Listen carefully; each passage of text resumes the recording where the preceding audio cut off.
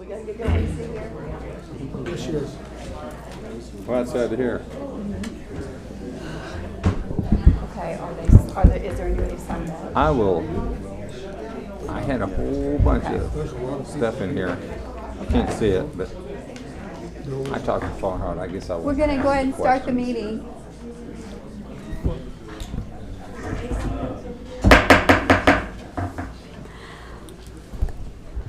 I call the Broken Arrow City Council meeting to order. Roll call. Excuse me. Wimpy, Gillespie, Here. Parks, Here. Ford, Here. Green. Now Will for the you planning- please? I'm sorry? Now for the Planning Commission. Oh. Klempa, Goranson, Here. Townsend, Cone, Here. Payne. Here. And I guess I should have said it's the special joint meeting of the Broken Arrow City Council and Broken Arrow Planning Commission. Will you please stand with me for the Pledge of Allegiance? Attention, salute, pledge. I pledge allegiance to the flag of the United States of America and to the republic for which it stands, one nation under God, indivisible, with liberty and justice for all.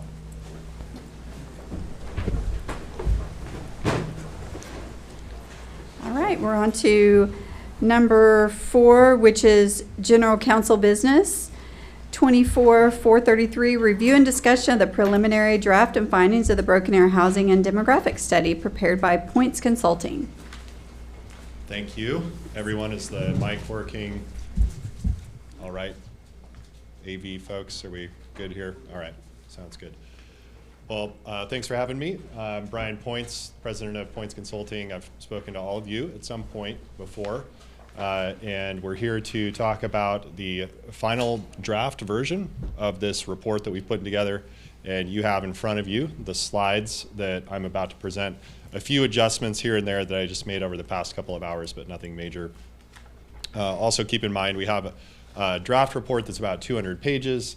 That hasn't been shared with you yet. I'm still working on that with the placemaking manager, Farhad Daroga, and that will be ready for public consumption pretty soon. And also wanted to just make sure I acknowledge the help that all of the help that's contributed to this, including I've got just here on my computer, Pedro Jimenez, who's really been the master of the report in general. And he's just tuned in case there are questions that I can't answer on the spot. He's going to help me answer those. Over here, we have Mark and Jessica. Say hi, guys, from Johnson & Associates. And they're a planning business, and they've helped us out with a lot of the GIS stuff and the recommendations. So they're not going to be talking much, but they're here, and just know that they've been a big help on the project. So we're going with the working title here of Hitting the Target. We have a couple of clever titles that we can swap out. That was the one that we liked best, so we're going with that for now. Housing Needs Assessment and Forecast for Broken Arrow between 2023 and 2040. And here's our table of contents and generally what we'll be going over here. So there are going to be points at which you may feel you want to see something in more detail. To keep things crisp, there might be cases where it's more looking at a pretty picture than it is kind of deep diving. But again, just know that all the data is there. And also, this is a work session. So if you want to discuss anything in detail, we can do that. Just keep in mind all this content that we need to get through. So I've found with my deep analytical skills that if I talk for more than 60 minutes, people don't listen anymore. So I'm going to try and not overwhelm you with too many numbers, and a lot of times just kind of the trends and the pictures speak for themselves. And I've prepared probably 50, 60 minutes of material, but we've got 2 hours. So that leaves plenty of time for Q&A discussion. Another thing I wanted to say, which I think you all know, but is also addressed to the folks over here to my left. We're not here to talk about any particular situation, any particular parcel, any particular development proposition. It's not what we're here to talk about tonight. This is a study that's been going on for 8 months. This is about the future of housing in Broken Arrow. So just wanted to get that out there. Okay, I always like to just come back to why. Why are we doing this kind of study? And fundamentally, Points Consulting does these kinds of studies because we want to produce something that's useful for our clients. So useful, in this case, could mean a lot of different things. Useful could mean zoning changes, setting up new organizations to serve housing, bond funding that's directed towards housing topics, focusing infrastructure towards certain residential areas, anything you can imagine. Now, we're here to provide recommendations, but the implementation is not going to be left to us. I don't work for the city of Broken Arrow. I can't make these things happen, right? So there's going to come a point here pretty soon where this becomes something that belongs to you all, and you need to decide, are we going to take on, recommendation 1.2, recommendation 2.2? How are we going to do that? If you want, we can walk alongside you, along with the folks from Johnson & Associates, but it's not a consultant's job to actually make the things work. It's our job to tell you what we think will work based on our best practices and in research. Note here that the picture we have on the right is your future planning land use map from the 2030 comprehensive plan. I think it's very important to emphasize that this is something that you have control over. It is. There's a lot of things with housing that we all like to complain about that we don't have control over. We can't control the price of lumber, we can't control the interest rate, we can't necessarily control what private sector developers do and the size of houses they build and what they look like and that kind of thing. But you can control your land use, and in fact, the federal government has nothing to say on the matter. That's kind of a nice thing to think about, right? There's tools that you have that can have a real lasting effect on your existing housing market. So just keep that in mind.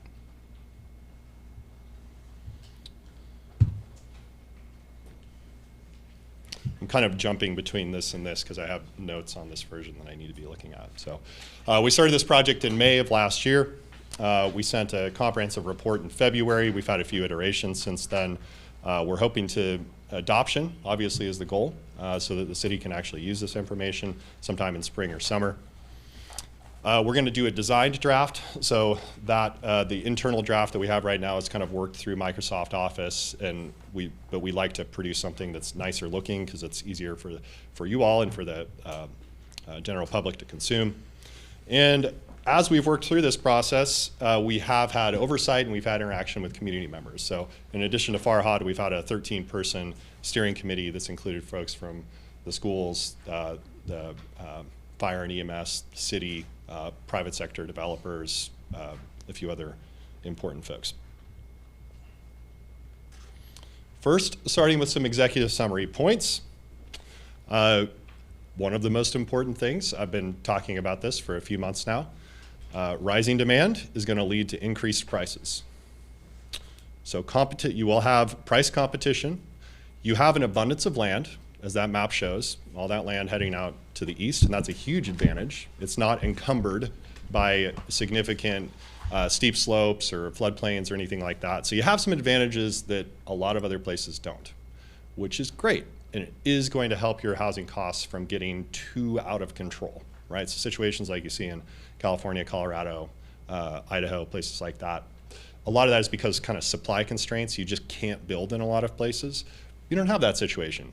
But what you have is a very attractive market. Supply and demand.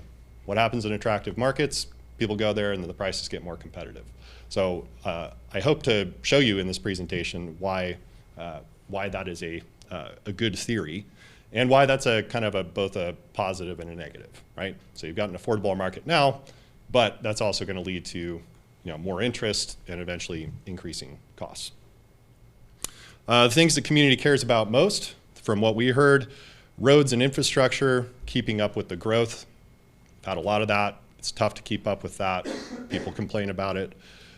Risk of schools overcrowding. I say overcrowding here because I think that concept is kind of subjective. At what point is it overcrowded? Also, there's no reason to say that it has to stay exactly the same way that it is, because you can also build more schools and do things like that. So, and then don't turn into Tulsa. That's a big, big concern. I think you all know that. A few kind of data points here that are most significant and just kind of pithy. Your population growth of 8%, so you're up to 117,500 residents is our estimate for 2023. Your median home value, 265K, is still quite a bit lower than the national average. And although it's an affordable market, you still have people who struggle to pay for housing. So if you're a low-income renter, most likely you are in what the federal government considered a cost-burdened category, so you're paying a lot of your money towards rent. That's the situation. Although you have an affordable market, there are people in that situation. Rental unit prices have climbed 20%. That's a lot. And I think they can probably climb more. Not that I'm advocating for that, I'm just saying what I think the market will do. And some of the reasons for that are just you've had good job growth, so it's a place where builders want to go. You've had a lot of development of these pretty high amenity multifamily complexes, so places that have pools, clubhouses, that type of thing. Rents are higher, and those tend to be newer complexes. And you don't have a lot of low income or subsidized housing. So you've had a growth of one, but not a growth of the other. So that helps explain some of that. A few other executive summary points. You've had significant in-migration from elsewhere in Oklahoma, Texas, California.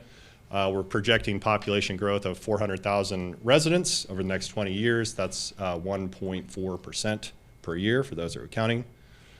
Income and wealth is above average, but not by a vast degree. And you can see some of the stats here. So your median household earnings are 78K compared to 73K for an average household. And then your net worth is higher. So that's interesting too, because income and net worth aren't exactly the same thing. Sometimes people just have assets that give them a high net worth, right? So, which gets to the fact that there are a lot of retirees and a lot of people who aren't necessarily full-time working in this area.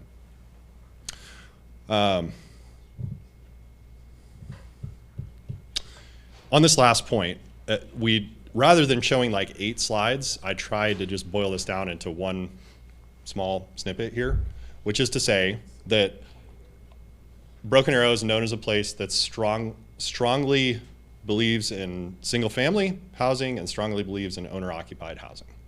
That's fine. That's part of what the fabric of this community is.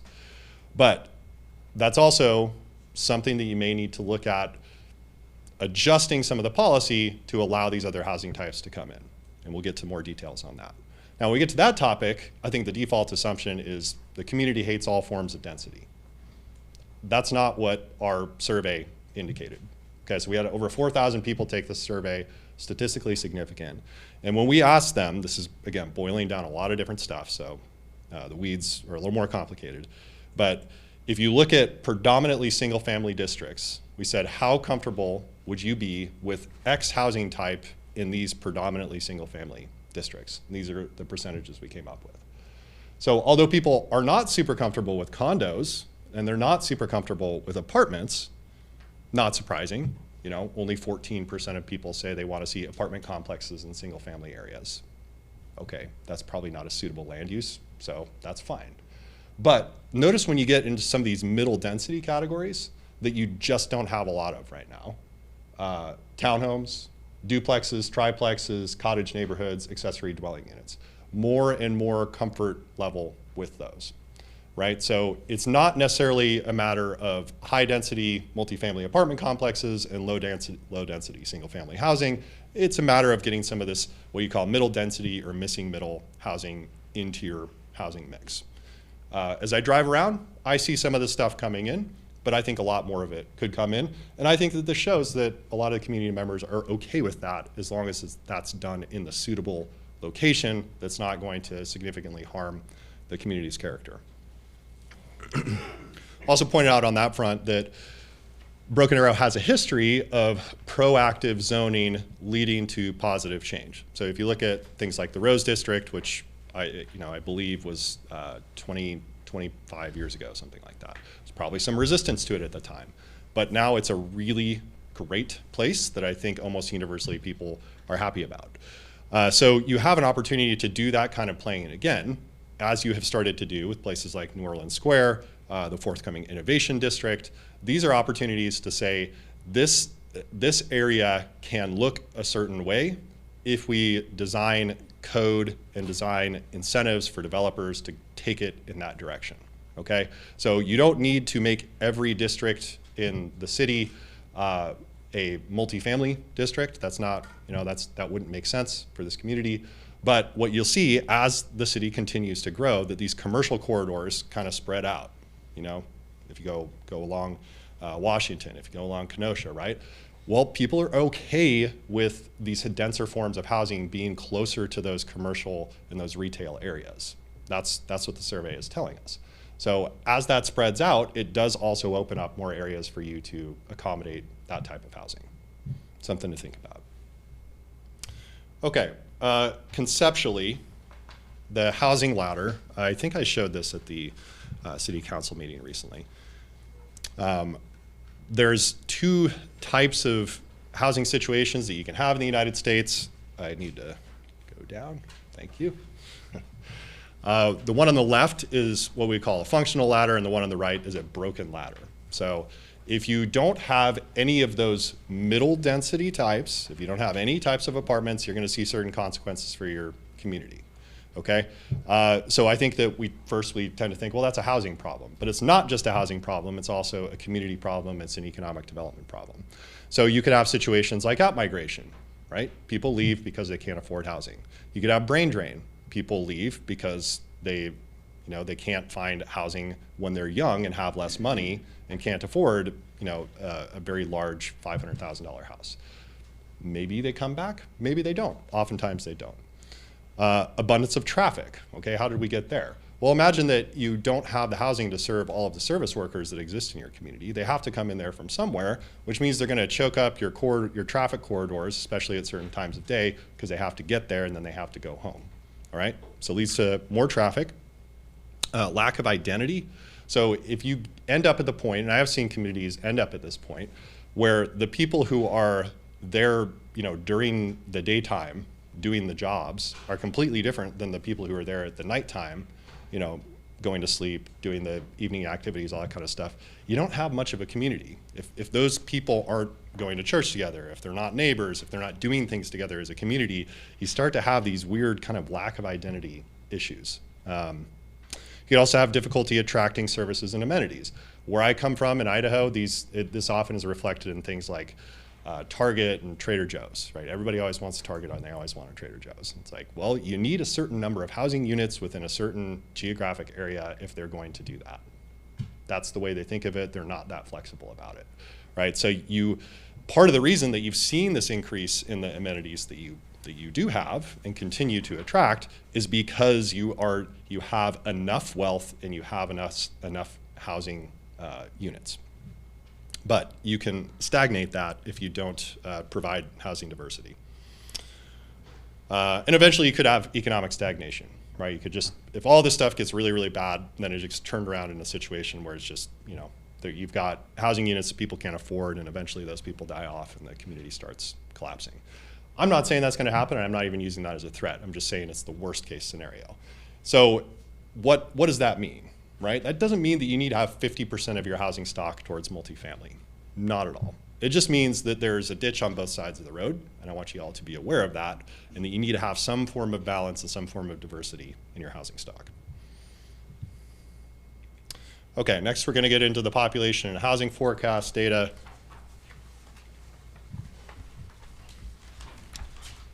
Whoops. All right, so this is the long-term population chart for Broken Arrow that goes from 1900 to 2023. And you'll note that it just really takes off on a race in around 1970, and it doesn't really stop. That trend line continues regardless of your size. So probably not surprised. It's just interesting how consistent it is. That's the thing that's most kind of shocking to me. It really does look just like an arrow that's just shooting up into the right. So with that, I think another thing to ask yourself is you will often hear people say, well, yeah, but we have been a high growth community, but we need to stop. We need to stop at X point. Well, I think if you look at this chart, it does kind of beg the question of, well, why is that point perfect, right? It's kind of arbitrary if you're going to say 2012, 2020, 1985. Okay, why? I mean, why was that the right place to stop? That's not to say that you should just continue going down that direction, kind of helter-skelter for eternity, but it is to say you've experienced a lot of benefits from that growth, right? So there's trade-offs in economics. If you're going to grow at this rate, you're going to get some good things. You're also going to get some bad things like traffic. You're also going to get to the point where you're going to have increased housing cost challenges, and then you have to make decisions about those.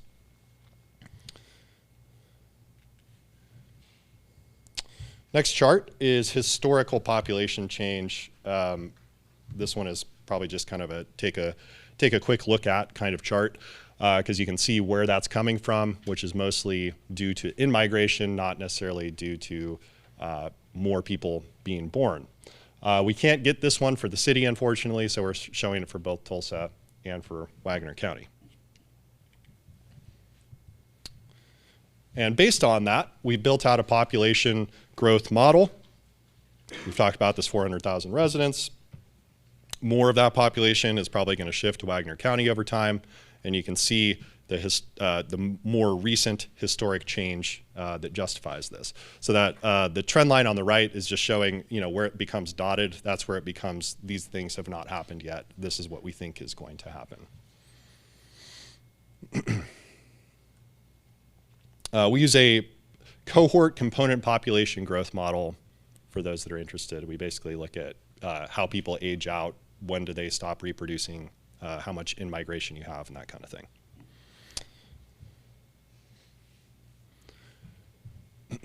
So finally, leading into the housing forecast situation, probably the topic everybody here wants to hear most about, we didn't feel like there was one way to do this. We felt like if we gave you one forecast, it kind of implied we knew exactly what direction you all would want to take. So we've produced 3 different forecasts. We've got the status quo, the moderate density, and the infill scenarios. Status quo is what it suggests. Basically, you just continue to do what you're doing, and you'll grow at that level. Moderate density suggests that you make some changes to your policy, to your code, that kind of thing, some of the recommendations that we're make later on in the report. And then the infill scenario is on the higher density end of things. And we call it infill because you're going to have pockets within the city where you could have, you can go up, right? Or you can add more within the same space, or you're going to have vacant parcels that can get built on, that kind of thing. So you can see the range of possibilities there. Taking it back to the historical view, you had 3680 housing units in 1970. In 2020, you had roughly 40,000. In 2040, you'll have somewhere between 49,000 and 52,000. And you only have a certain amount of space to work with. So how are you going to decide how to use that space?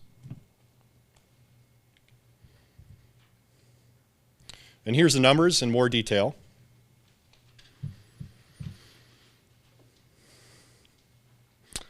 These different scenarios really affect every aspect of planning: water, sewer, streets, traffic, zoning, all of it. So these are important questions to figure out which of these paths do you really want to take.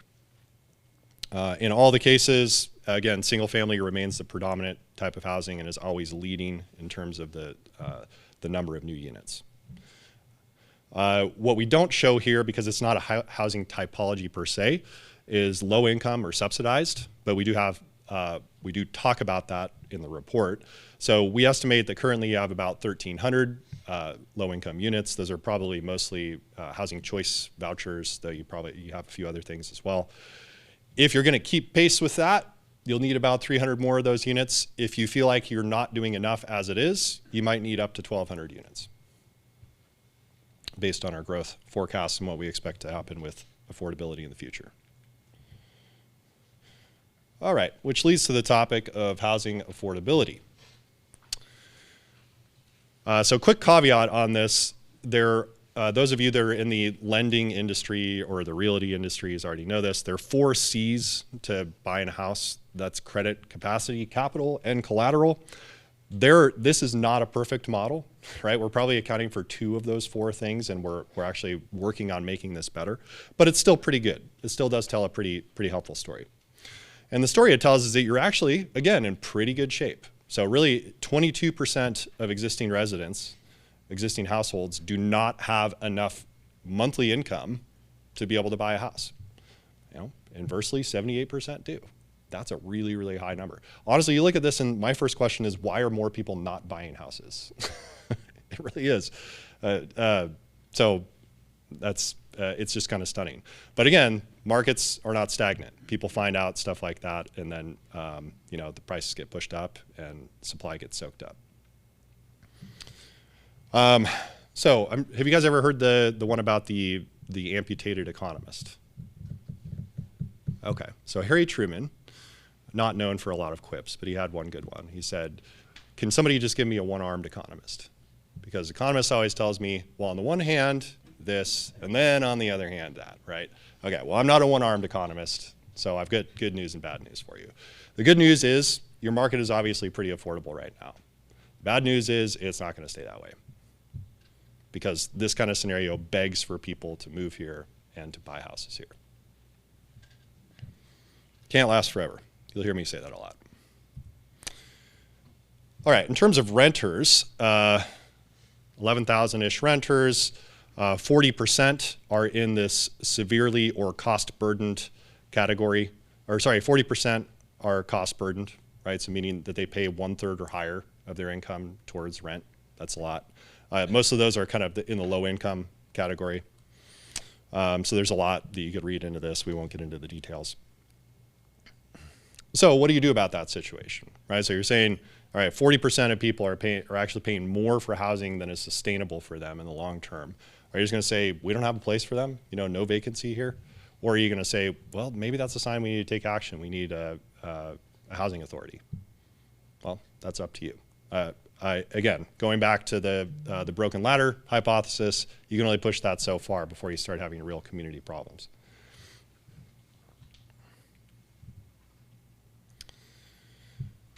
All right, percent change. Here's where we compare housing, change in housing values, change in income, change in rent. 3 connected concepts. You need income to rent, you need income to buy a house. So how do those things correlate if we go from over the past 12 years? You can see the situation there in Broken Arrow compared to the US and some of these other areas. First thing to note, good job on wages. Wages have done pretty well. So your economic development folks are doing a good job. You're doing a lot of job creation. You have a lot of commuters that are going to Tulsa and elsewhere. But rent prices have not increased very much. That will not last forever. It just won't. So again, not advocating for it, because if you have landlords that want to keep it at that rate, that's just great, but they probably won't. And you see the delta there. This is the case in every one of these areas, whether the state or the US or Broken Arrow. The difference between what people are getting paid and what homes cost is a big gap. That's the point. It's getting harder and harder to buy houses. Community benchmarking. It's one thing just to say, here's what's happening here. It's another thing to say, here's what's happening in places that are a lot like you. And that's what we tried to do with this. We identified 36 peer cities with similarities according to things like population, housing costs, owner occupancy, and we looked at a variety of states that were roughly comparable. Of those 36, the 9 you see on the right are the ones that are most similar. So you probably recognize some of the names on that list. And boiling the story down for you, here are the things where you're above average, the things where you're average, and the things where you're below average. And this is the kind of, this table itself, the data that backs this up, you could spend an entire presentation talking about this stuff because it's so fascinating. So we'll try to keep it simple. Where are you above average? Single family home ownership, right? 82%, super high. You rank 6 out of those 36 communities. Again, these are communities that are similar populations, so we're not saying, right, we're not comparing you to these really huge cities and kind of boosting your numbers or anything like this. That's just where you're at. Compared to places like you are really, really strong in single family. You're really, really strong in owner occupied. But at the same time, you are one of the highest growth in home values. Good news, bad news. Good news if you're a home owner, bad news if you're not. So you're top 10 on all those things in the green. You're average on all the things in the middle. There's a variety of things in there. And then you're below average on the thing on the right. Median monthly housing costs. Great. That's a situation that can't last forever. It's pretty great right now. Again, if you want to get an idea, I suggest you could take a closer look at this table that we'll have in the report. You say, well, what is it like if we wanted to be a community that was higher in rentals? What if we get that from, instead of 73%, we get it down to 69? Well, there's peers that you can benchmark against. You can talk to the leadership of those communities if you want. You can look at their statistics. That's part of the follow-up that might come from this study. All right, now we get into some of the weeds here. This one we'll go through kind of quickly. Actually, I'll stop at this point. Are there any questions about anything up to this point from council or commissioners? I hate to say this, Brian, but somebody's got to, I guess. We had a couple of slides back that were not the ones that you were showing, so I don't know. I don't know if that's going to be changed later when you do your final or whatever, but there was a couple of slides like WP. Okay. I assume that was another city probably or something. Oh, yeah. I caught a typo. I fixed that. But the numbers were right. I mean, we're looking at it, but I just want to make sure you know. Thank you. Thanks for letting me know. Yep. Okay.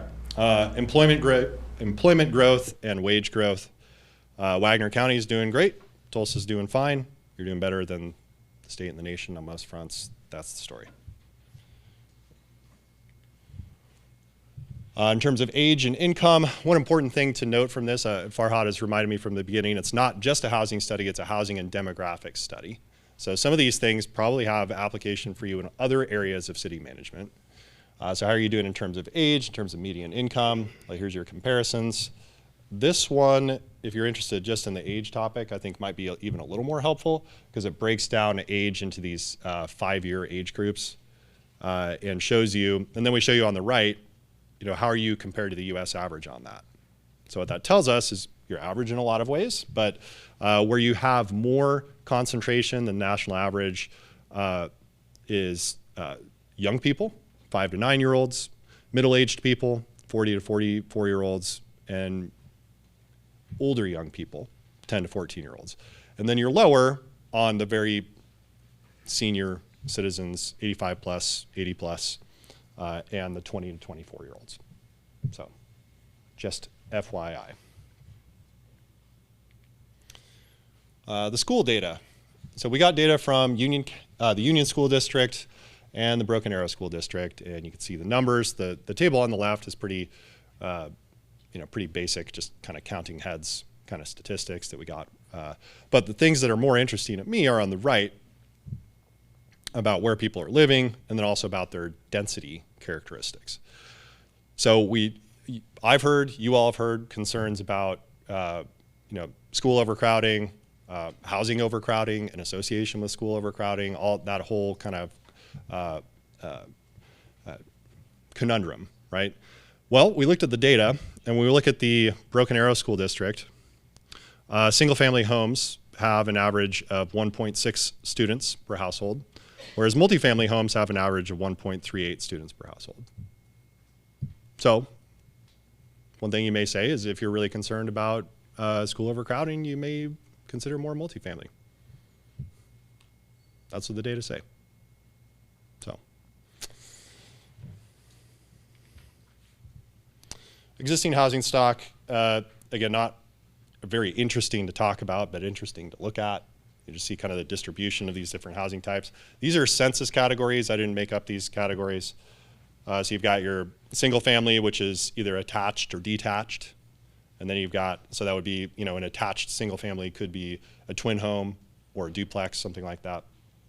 And then you get into these other forms of middle density, which are not popular, or not I shouldn't say popular, they're not super common anywhere in the US. And it gets to the zoning policy that we've set up for ourselves. And then you get to the higher density stuff at the bottom. So there's your 81% of single family homes up there at the top in the top left. And you can see you're pretty low on all those other things. What about the age of housing? That's an important topic. 54% of the city's housing stock has been built since 1990. But at the same time, this one Farhad pointed out to me that I think is worth mentioning is that you have a lot of units that were built in the 70s and 80s. All right, these are kind of now these sort of aging neighborhoods, maybe some infrastructure issues, some revitalization type of issues that can be looked at there. But at the same time, not a ton of really recent growth in Broken Arrow. Housing units per 1,000 residents. This one's a little too far in the weeds. I'm just going to skip it and get to the topic of housing permits. So here you see, obviously, the way we need to look at both supply and demand. We talked about the drivers of demand, income, population, things like that. Drivers of supply are how many permits are being issued. And you can see your trends there. It's an interesting trend line. You dropped off in the years of the Great Recession, like most places, and then kind of came to a trough there around 2009, 2010. Then you came back up. You actually had a really, really strong year there in 2020. So, I mean, at the least, what this tells me is that you have some enough concentration of builders to be able to make a dent. Okay, this is again a problem that a lot of communities have. It's just like, we know we need more housing, but nobody's here to build it.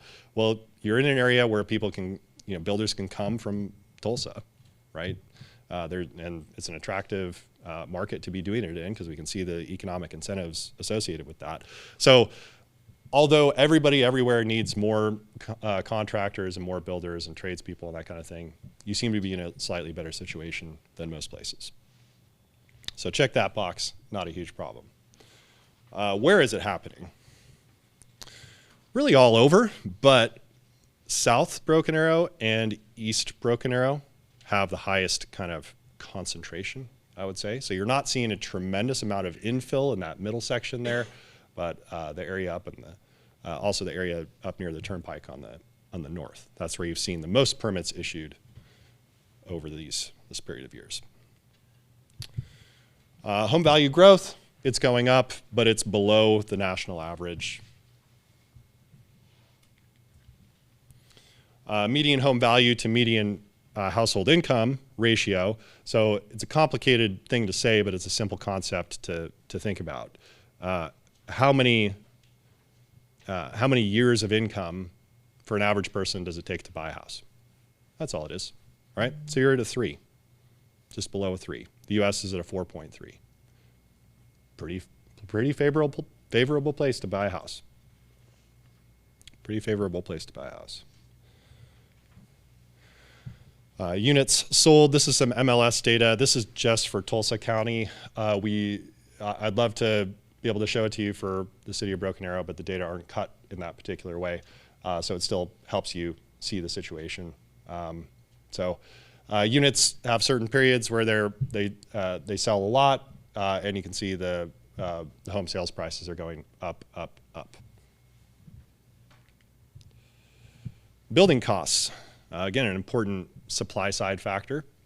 On this one, we don't have the data for Broken Arrow. We do have it for Tulsa, but the way that the methodology of this company works, RS Means, is they kind of think it as a market area. So you could almost more or less just think of Broken Arrow and Tulsa as the same market when it comes to building costs. 104 per square foot. That's 19% lower than the national average. All right, so more of these things are lining up for you if you're a builder. Ding, ding, ding. That looks like a good spot.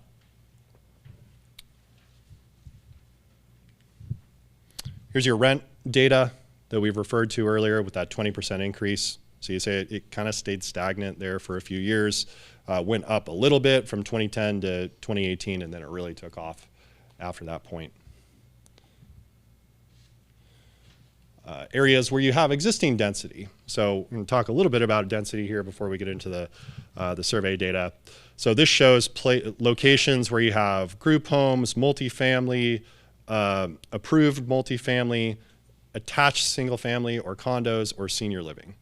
It's scattered a little bit, but it's mostly up in the north side. So as a planning tool for thinking about where is this going to make sense, probably helpful to think about this. Where is it right now?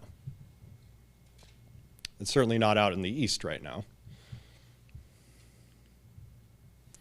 Housing units per square mile, similar concept. Though it's interesting that the density is actually kind of in that middle stretch, right, around the Rose District and your historic areas, which is because it's been there for longer. And also because we used to build smaller homes in the 50s, 60s, 70s than we tend to build now. Community survey. We got over 4,000 responses. We kept it open for a couple of months. We did everything we could to get it out there, and we had at least 16,000 people look at it. For those that are statistically minded, that's a 4.4% response rate, which, without getting into the weeds on it, means that we're really, really confident that it represents the norm. So you don't need to get every person into your survey to say that you can make a conclusion from that survey. That's what statistics is supposed to do.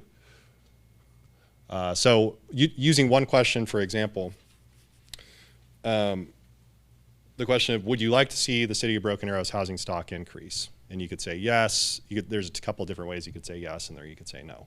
So when we add up the numbers from our survey, it was 46%. What this confidence interval thing means is that we're very confident that if we asked everybody in the city this question, the actual answer would be somewhere between 44 and 48. So just trying to keep it simple in terms of how the stats work. And here is that question. So the preponderance, so that means the biggest single number, but not the majority, 46% want to see more housing growth. Is that surprising? No? Okay, good. So the majority of people, that is something I'll say too. I should have mentioned earlier in the outset of this that there's less, though you guys may not necessarily agree with this, there's less kind of conflict and rancor in this community than in almost any other community that we've worked in. Like in terms of like disputes over, are we gonna do this? And people get mad and say no, and some people say yes, and that kind of thing. Obviously that happens in any community, but you all seem to have a pretty strong pro-growth mentality. You're pretty willing to do business with people and make the process easy for them, and that definitely shows, and it definitely shows that a lot of people are feeling the same way. But that said, almost a third of people also say, no, not at this time. They don't want to see more housing. So from a public policy perspective, I mean, this basically tells you that whatever you do, some people are going to be unhappy. But if you want to judge it purely based on where the numbers lie, the majority of people want to see more residential growth. Probably a variety of reasons for that. The people, so we can break this down and do kind of cut the data according to different demographic characteristics. So who wants to see more housing development? Typically renters, people who've been here less than 3 years, people under 35, and people over 55. So a bit of a weird kind of bridge of age groups there. People who are less in favor of more housing development, people who've lived here a long time, people who are homeowners, and people who are between 35 and 55. Go figure. Now, that's not to say everybody feels that way. It's just statistically a little bit I think differences. the people that are, people over age 55, they've seen the growth. A lot of us, if you look at the growth that's happened since 1970, Right. if you have lived here a long time or you've either moved into town, you understand that Broken Arrow was not what it is now when we Yeah. moved here. And so, and you realize too that we could still keep what we have and grow. We can Yeah. have both. Yeah. And I think some people understand that a little bit more. Right. It's a, So maybe that's why. reasonable point. Yeah. Yeah.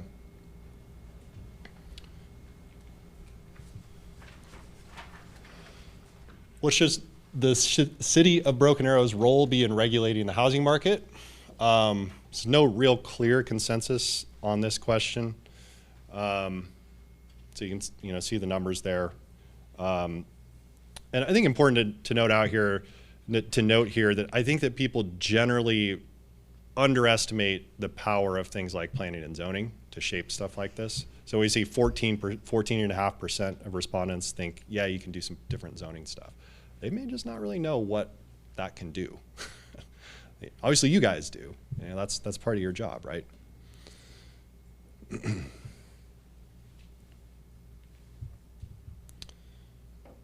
How do you want the city to be identified over the next 10 years? This is, again, one of those this points out some very different viewpoints on what the city is supposed to be.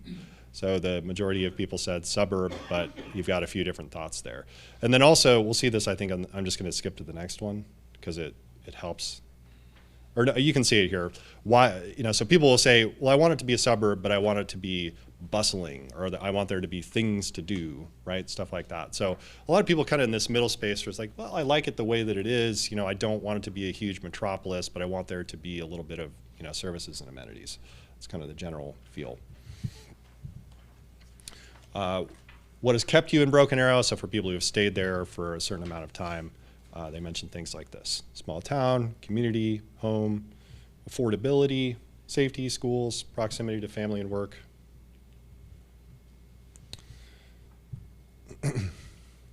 And then on density related questions, again, I'm saving you all the effort of all 8 of the different variety of questions that we asked on this topic, and just kind of summarizing it for you. Citizens seem to be okay with every type of housing.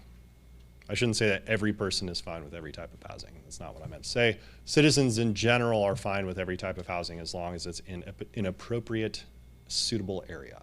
It stays in its lane is a way of saying it, okay? So multifamily, there was actually 1/3 of respondents said that they wanted to see multifamily nowhere.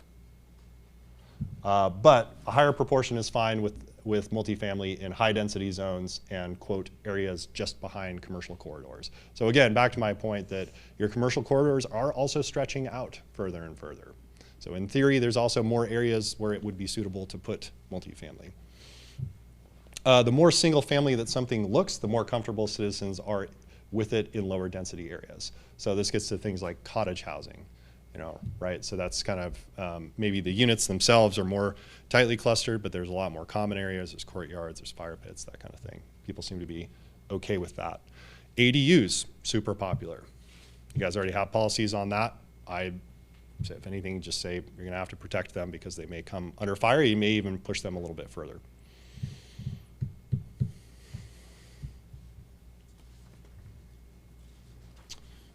And last point on the survey, additional thoughts or comments related to housing in the city of Broken Arrow. You kind of get the feel for this. I mentioned this in the executive summary slide.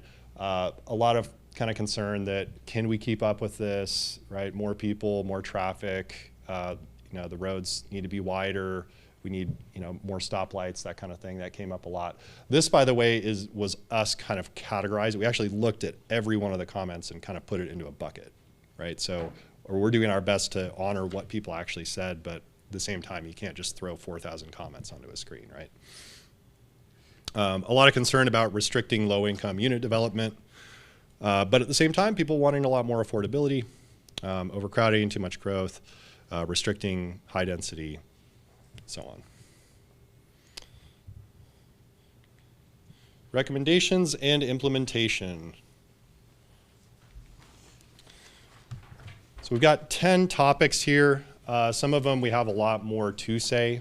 So, we say 10, but just on, point 1.1, for example, there's a lot of kind of sub-points to it. So there's a lot of kind of depth to think about here. On that first point, support a nonprofit affordable housing organization. The first thing I want to say on this is there's a lot of different things that you can do with a housing authority or a housing organization other than just create subsidized housing. You can be creative about it. We talked about how a lot of people don't know that they could actually afford to buy a house. You could build a program out of that housing authority that educates people about how to buy houses. You can even build, a program that gives them incentives to do so, right? You can also build things like community land trusts, right? So that's actually a form of single-family housing that protects the long-term affordability of the homes. So it's, but at the same time, by forming that nonprofit, you also have a channel by which you can receive funding from the Oklahoma Housing Finance Association and actually have somebody who's responsible for taking care of these types of things. I'll also point out that you're the biggest city in the state that doesn't have a housing authority, by my research. Would be part of the city of Broken Arrow? It wouldn't, no, it'd be a nonprofit. Okay. It shouldn't, and usually it's not, in my experience. And the city doesn't have control over them? Well, what I think you would do is probably manage that through board members and that kind of thing. Okay. You know, so you can have responsibility, say, involvement by, you know, taking people from city staff or planning commission, say, all right, you're on the board, so you can monitor what's happening with this. Yeah. Centralize affordable housing expertise. So in addition to a affordable housing actual organization, this nonprofit that we talked about, it might make sense to actually have an additional commission or committee that's focused on this topic. Right? The Planning Commission's got your hands full. There's nothing wrong with having a little bit more support to investigate. One of the things you all have to do when we're done with this study is figure out whether these things make sense for you and if they work. That might be the job of a committee, because you might have to, you know, call up some of these communities and say, how does this work? How did you design this program? That kind of thing. Waive development fees for priority development types. There's different ways you can do this. You can say if you have, if you're building something that, you know, guarantees 20% of the units are below market rate rent, all right, then we'll give you these concessions. We'll let you build more dense than we would other people, or we'll waive your development, your tap fees. These are very common tools that if communities that are really concerned about this and are taking it seriously, this is kind of the first thing they do. Okay, all right, there are certain costs that we get from this that we can roll back if we choose to. You can also do it in certain districts. So the DRAW district that you've kind of drawn up, these different areas around downtown, you know, one can make the argument that it doesn't cost the city as much to even provide new services to developments in those areas, because it's right up there by the street anyway. You know, as compared to a greenfield development where you got to, you know, go a half mile with your water, your sewer, your road. So it's actually is cheaper to do infill. So why not pass some of that savings on to people who are doing it? And then we came up with these kind of concepts on, you know, difficulty of implementation by arrows, because we like arrows. You guys like arrows, right? Scale of 1 to 5.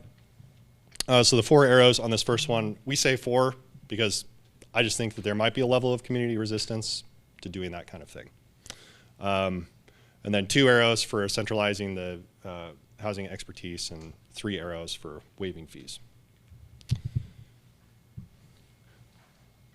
2.1 and 2.2, identify priority development areas. So as you develop outward, thinking carefully about what you want to see in those areas, right? So again, I'll come back to the innovation district concept way down there on the south side of town. Some of the plans that I've seen drawn up for that include commercial, high density residential, mid density residential.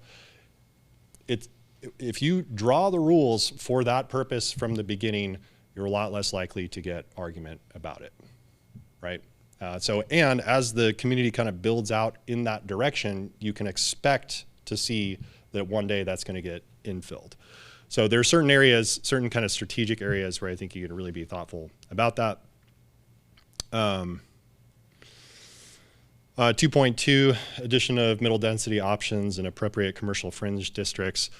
So there's a lot of these terms that I've kind of thrown about here, things like triplex, quadplex. They're not even included in your zoning code, or the updated zoning code for that matter.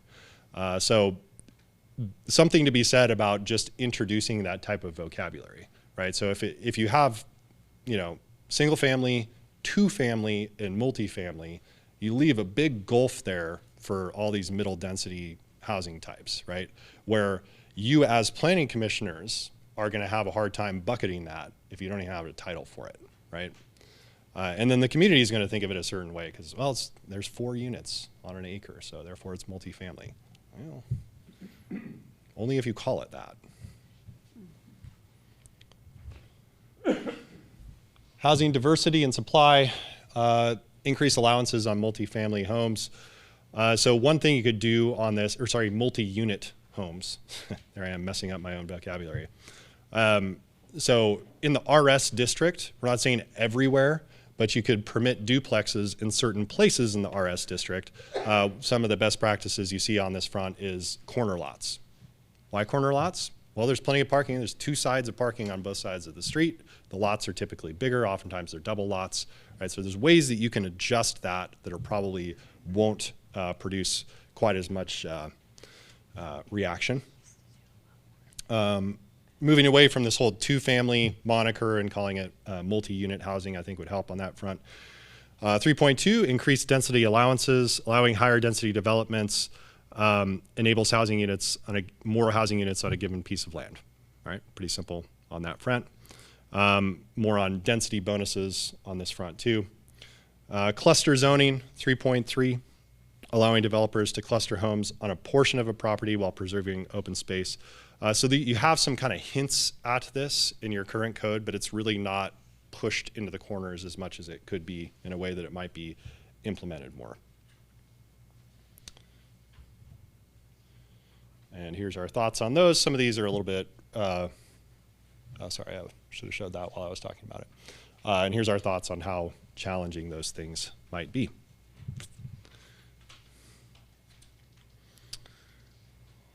And that takes us to the end of the slides. So I'm happy to answer any questions. And Well, I got one for you, Brian, and Yeah. I don't know how to ask this really, but I'm gonna try. So you're low density, middle density, and high density. How is that based on like a national thing, or is that based on what you see in the Broken Arrows zoning ordinances, or how does that match ours, if that makes sense? yeah, well, what you currently have is single family, 2-family, multifamily. Those are Right. kind of the 3 categories that you have. And I don't know if it's in necessarily like a model national code, but most of the code that I'm reading now doesn't. It really decomposes that that middle space more. So it's not just 2-family; it's middle density, something like that. See, and I think more just also like for single family, for like dwelling units per acre type densities like that too. Yeah. Not just multi-story, if that makes sense, Uh-huh. or multifamily. Right. So, which we have like the RS4 versus RS2 and things like that. We got high and low, so. Do you have any, and I don't know if this would be part of this, but do you have any municipalities you work with that restrict corporations from kind of taking over neighborhoods and buying up single-family homes?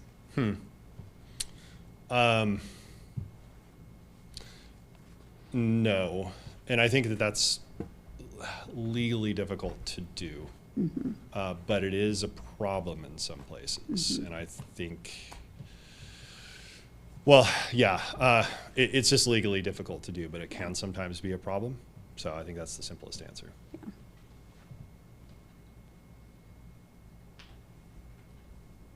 And on your, we were talking about supporting a nonprofit for affordable housing organizations. Just, I don't see that flying in Broken Arrow, but I do like the idea of having something where we're encouraging first-time home buyers and having some sort of, I don't know if it's through the city or what, that we facilitate, because like you said, some people, if they've never owned a home, their family has never owned a home, they don't even think that they could own a home, even if right now they're paying as much rent as, and so facilitating how to get from A to B, how to apply for, because there's first-time home buyer, there's special programs just for that already. Right. Do you have anybody you're working with that does something specifically for first-time home buyers? there's a best practice we put in the report on it that's from another city in Oklahoma, and I can't remember where. Okay.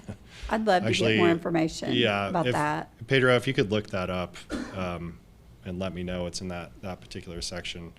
I don't know if Mark, if you remember that either. Well, Oklahoma City has one where they have community housing organizations, so they're community housing developers, but within those, they have programs that they're finding those home buyers, and they're educating them, and then they work through the Oklahoma Housing Finance Authority with the first-time home buyer credit to help them get housed. So the nonprofit entity works with city staff. There's an exchange of some grant funding there to tailor the programs to what Oklahoma City wants. Okay. Yeah, I think that was the one I was thinking of. If I Sorry. could. Yes, sir. Sorry. No, I just would love to get like the actual, what they do, like who I can get in contact with about that. So, Okay. sorry, Justin. So I kind of go back to his point earlier. There was a couple times in the presentation, you mentioned population growth of 400,000, but it says 40,000. I'm just clarifying which Sorry, way. 40. If I said 400, it was 40. Okay. My mistake. I thought so, but it's like, he said it several times, so. Yeah. Had to make sure. Yeah. Right, thank you. Yeah. Got to plan ahead, right? Right. That arrow's going to go straight up.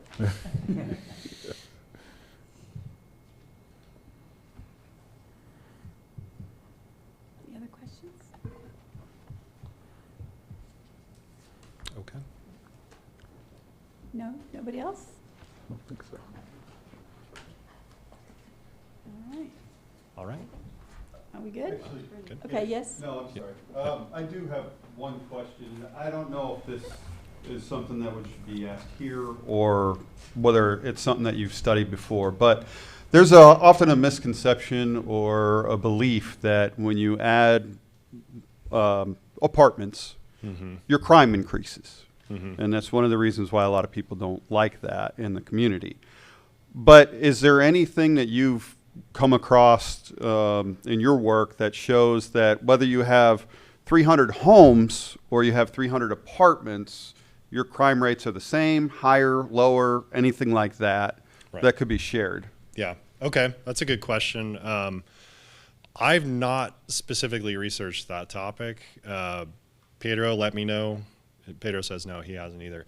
What I have looked at, which I think correlates with it, is home values, right? Because that's kind of a common perception that, you know, when you have more multifamily coming closer to single family reduces property values, et cetera, which would obviously partly be, you know, if that's true, would be due to crime and, you know, appearance and stuff like that.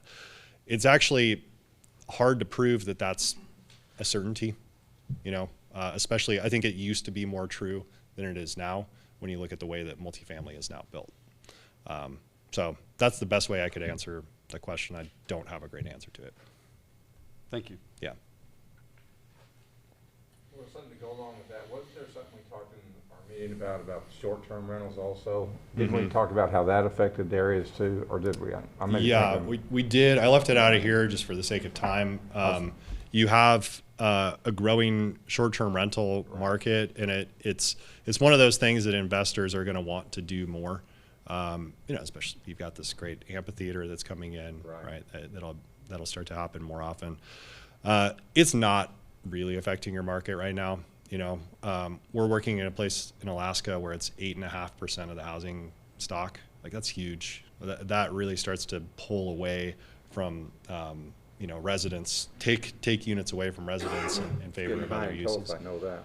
What's that? It's getting high in Tulsa, Getting- yeah. 2% I'm not too. sure if you're aware, we did make a city ordinance pertaining to short-term rentals and Right. the distance they have to be from Right. each other. I think I do remember that now. It's just, you know, it's such not an issue Yeah. that I didn't even really feel like we needed to talk about it that much.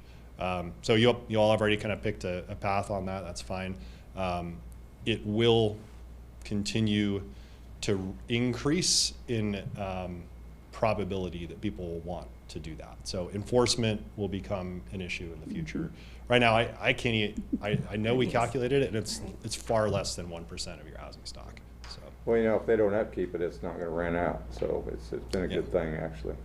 from what I understand, so. But around the neighborhood, I'm not sure about that, so. I know Johnny had one bad experience, but. Any other? The police department will get you that data. They gave it to us a year or so ago, but I'm not gonna repeat it because it might not be exact. But it's kind of surprising data, so get with the police chief or ask the police department, and they'll get you that data on the comparison of the crime rate in the apartments and the single-family zoning areas. Thank you. Okay, well, All right. I guess we're done. That's it. I guess Any I'm other done. questions? All right, thank you so much. Yeah, thank you very much. Appreciate it. Thank you for your time. Item number 5 are remarks and inquiries by governing body members. Anybody?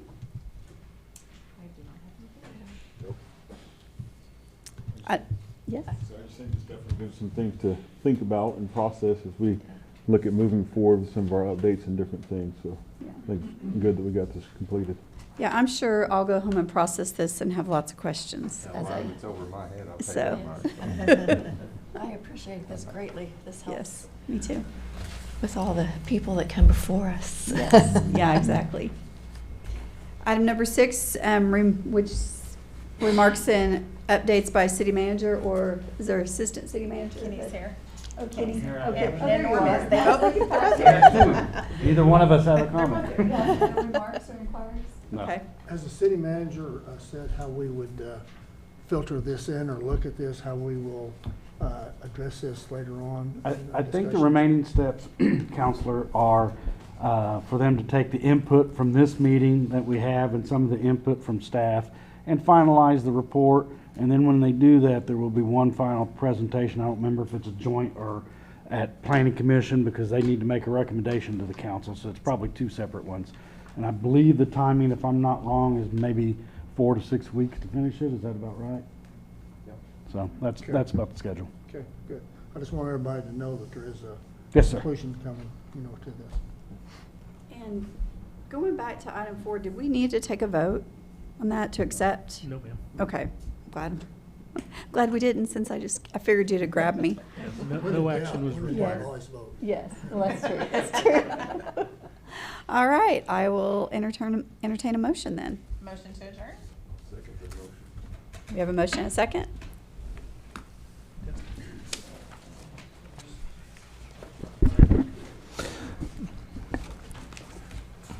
Gillespie, Yes. Parks, Yes. Ford, Yes. Green, Yes. Goranson, Yes. Cone, Yes. Payne. Yes. We're adjourned. Thank you.